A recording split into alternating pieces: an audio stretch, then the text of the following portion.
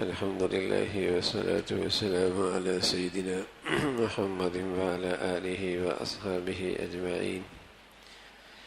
الحمد لله والصلاة والسلام على سيدنا محمد وعلى آله وأصحابه أجمعين. أما بعد، عن أبي سعيد الخدري رضي الله تعالى عنه عن النبي صلى الله عليه وسلم قال: إن الدنيا حلوة خضرة وإن الله مستخلفكم فيها فينظر كيف تعملون فاتقوا الدنيا واتقوا النساء فإن أول فتنة بني إسرائيل كانت في النساء.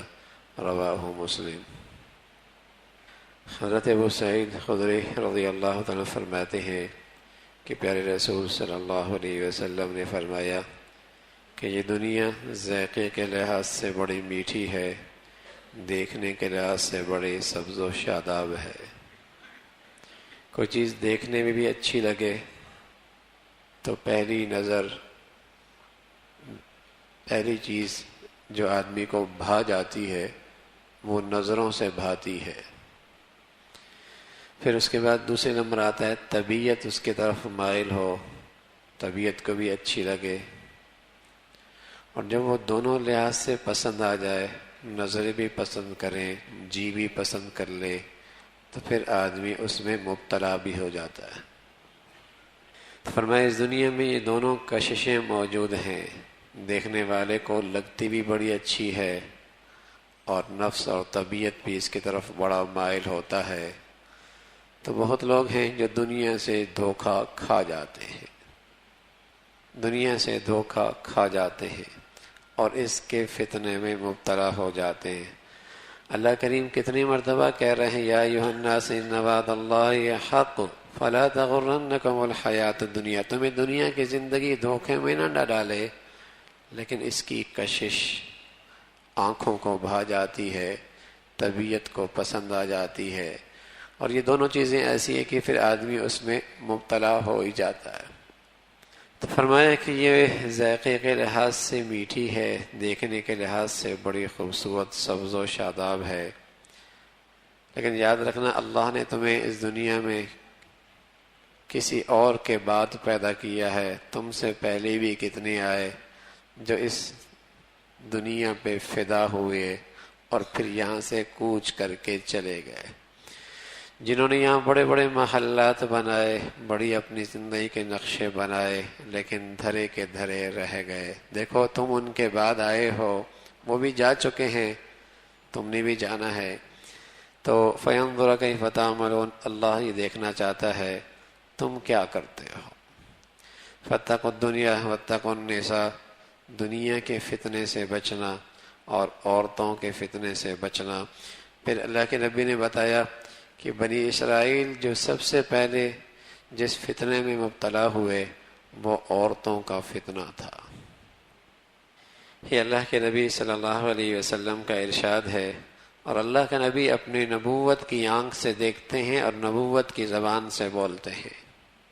ان کا دیکھنا بھی بہت دور کا ہوتا ہے اور ان کا بولنا بھی بہت ہی گہرائی تک ہوتا ہے۔ ان کا دیکھنا بھی نبوت کی آنکھ سے ہے، ان کا بولنا بھی نبوت کی آنکھ سے ہے۔ وہ خود کوئی نہیں کہتے، جو انہیں اللہ بتاتے ہیں ان کی زبان پہ وہی آیا کرتا ہے۔ اس اوقات آدمی کہتا ہے کہ یہ بس عورتوں کے پیچھے پڑی ہوئی ہے، اور کوئی مسئلہ نہیں، عورتوں کے پیچھے پڑی ہوئی ہے۔ لیکن دیکھیے نا، اللہ کے نبی صلی اللہ علیہ وسلم کے سامنے یہ ساری دنیا، یہ ساری کائنات، سارا معاشرہ، قیامت تک آنے والی دنیا ہے، لیکن آپ نے کیا فرمایا؟ میں اپنے بعد جس سے سب سے زیادہ بڑا ضرر رساں فتنہ چھوڑ کے جا رہا ہوں وہ عورتوں کا فتنہ چھوڑ کے جا رہا ہوں۔ اس لیے جو آج مسلمانوں کے دشمن، مسلمانوں کے دین کے دشمن، مسلمانوں کی شریعت کے دشمن، مسلمانوں کے شرم و حیا کے دشمن، یہودی ہوں یا نصرانی یا عیسائی یا ہندو یا ان کے چیلے جتنے ہیں، وہ مسلمانوں کو اسی عورت کے فتنے میں مبتلا کرنا چاہتے ہیں۔ بلکہ آج دنیا کا ایک بہت بڑا سرمایہ اور دنیا کی بہت بڑی ذہانتیں اور دنیا کی بہت بڑی صلاحیتیں اور دنیا کا بہت بڑے وسائل اور دنیا کی بہت بڑی طاقتیں اس پہ لگی ہوئی ہیں کہ کس طرح عورت کو زندگی کے ہر حصے میں مرد کے ساتھ لا کھڑا کیا جائے تاکہ یہ مسلمان قوم کا ایمان، دین، شرم و حیا برباد ہو جائے۔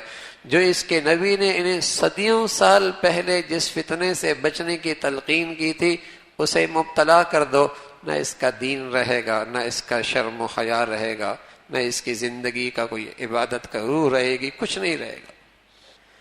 تو جس فتنے سے اللہ کے نبی نے صدیوں سال پہلے آگاہ کیا اور ڈرایا، فاتقوا النساء، آج ساری دنیا کی دشمن قوتیں جو ان کے دین کے دشمن ہیں، جو ان کی شریعت کے دشمن ہیں اور جو ان کے شرم و حیا کے دشمن ہیں، وہ یہودی ہیں، عیسائی ہیں، ہندو ہیں اور ان کے چیلے ہیں، جنہوں نے ان کی زبان پڑھی ہے، جنہوں نے ان کا فلسفہ پڑھا ہے، جو ان کے فلسفے میں خلط ملط ہو گئے، جو ان کے نظریات سے متاثر ہیں اور جو ان کی زندگی اور تہذیب سے متاثر ہیں، ان سب کا محنت یہ ہے کسی طرح مسلمان قوم کو اس عورتوں کے فتنوں میں مبتلا کر دو۔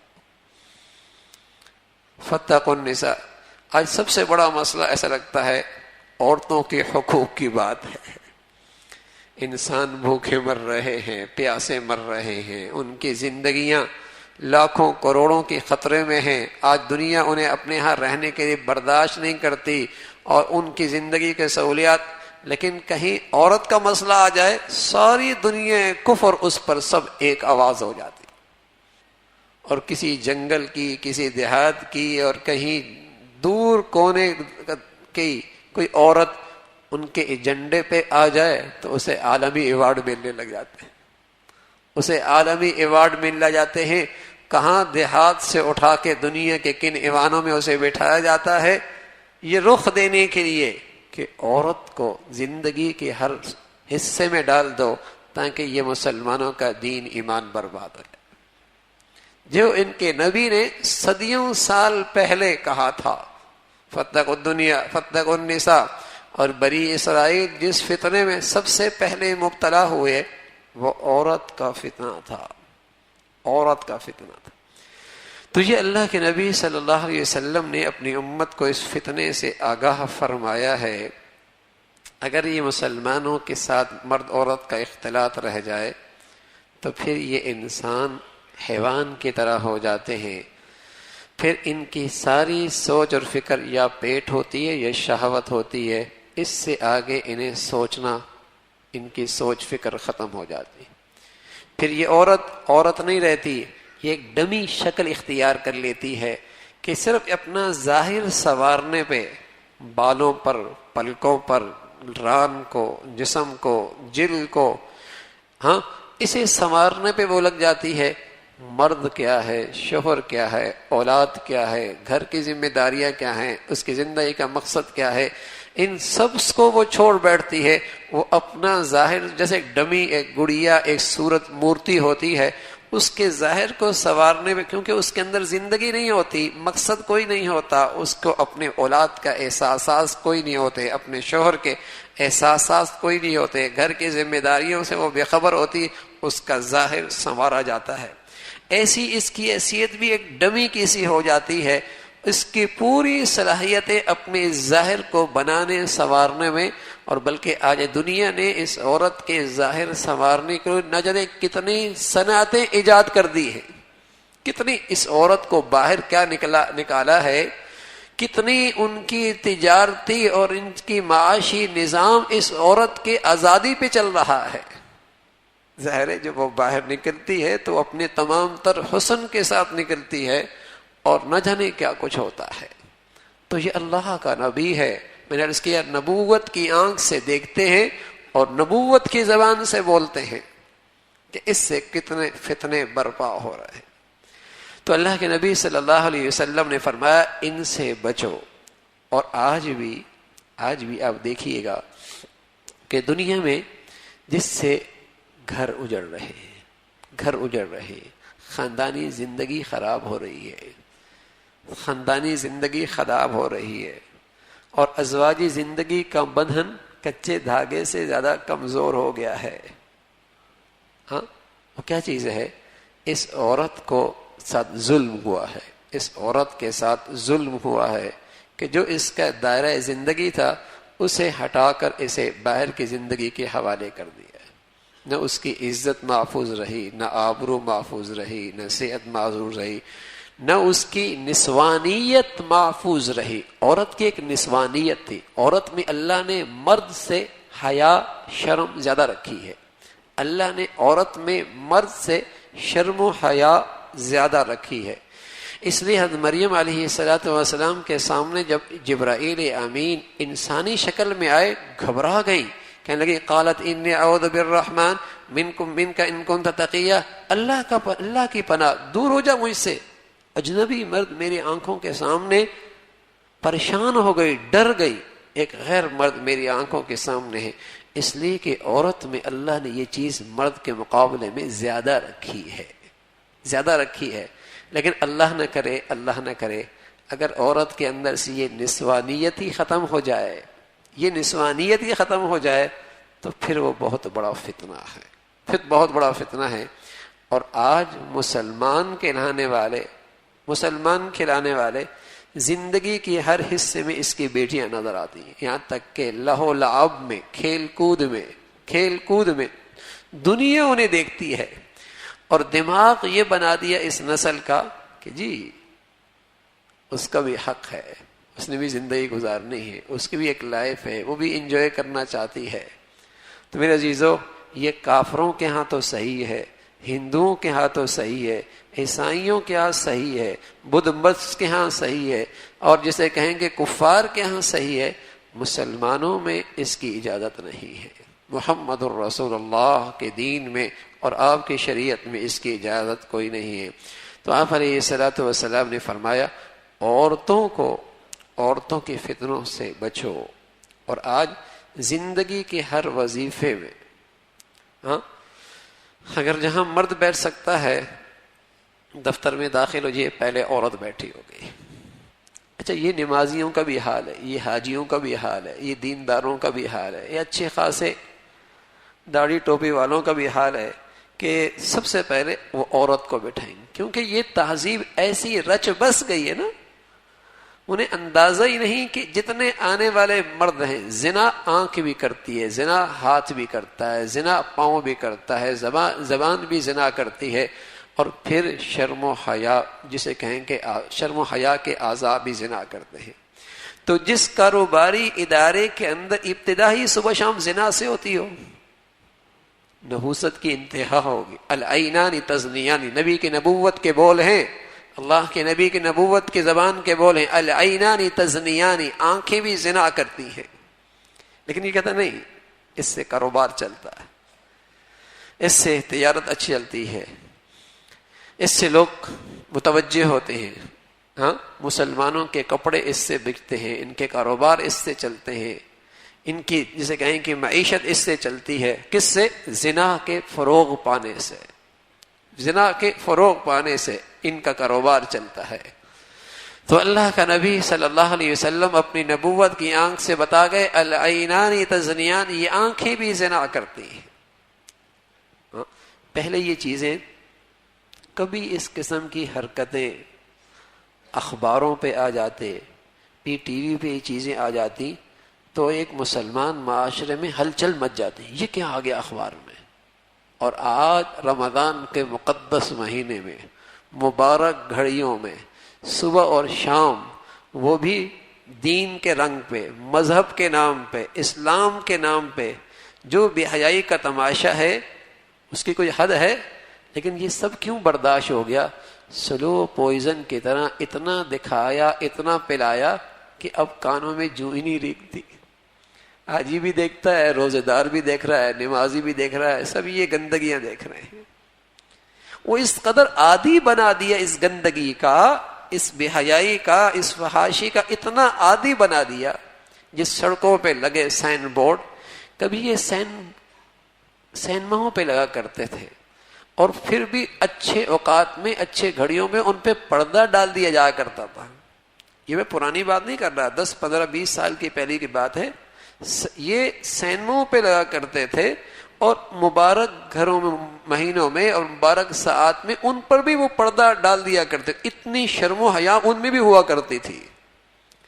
لیکن آج جدھر نظر اٹھائیں، جدھر چل پڑے، جدھر دیکھیں، آج شرم و حیا کی رتی ختم ہو گئی. یہ وہ فتنہ ہے جس سے اللہ کے نبی صلی اللہ علیہ وسلم نے صدیوں سال پہلے ڈرایا. فاتقوا الدنیا واتقوا النساء، عورت کے اس فتنے سے بچو. تو آج جتنی شیطانی قوتیں ہیں اور ان کے چیلے ہیں اور ان کے تنخواہ دار ہیں اور ان کی تربیت یافتہ ہیں، سب کی محنت ایک ہے. چاہے وہ مذہبی لبادے میں ہیں، اور چاہے وہ جسے کہیں کہ روشن خاری کی لبادے میں ہیں، اور چاہے وہ جسے کہیں کہ جو بھی اسے رنگ دے دیا جائے، لیکن سب کا مشن ایک ہے، کسی طرح زندگی کے ہر حصے میں اس عورت کو امام بنا دیا جائے. انہوں نے اپنے ملکوں میں تو عبادات کا بھی امام بنا دیا ہے، ہر جگہ اسے آگے رکھنا چاہتے ہیں، اور اسی طرح وہ چاہتے ہیں کہ زندگی کے ہر حصے میں اسے رکھا جائے. یہ عورت کے ساتھ ظلم ہے، زیادتی ہے. جو عزت، جو مرتبہ اور جو حقوق اس عورت کو اسلام نے دی ہے، ظاہر ہے اس سے بہتر کوئی نہیں دے سکتا، جس میں اس کی عزت محفوظ، آبرو محفوظ. آج مغربی دنیا میں اس عورت کے ساتھ اتنا ظلم ہوا، اس کی حیثیت کیا ہوئی؟ ایک ٹیشو پیپر کی طرح استعمال کیا اور پھینکا. اور دنیا کے جتنے گھٹیا کام ہیں اس وقت دنیا میں، سب عورت کے سپرد ہیں. یہ مغربی تہذیب کی بات کر رہا ہوں. بستر اس نے صاف کرنے ہیں، ویٹر کا کام اس نے کام کرنا ہے، بوجھ کا کام جسے کہیں کہ اس نے اٹھا، جتنے گھٹیا کام ہیں وہ اس نے کرنے ہیں.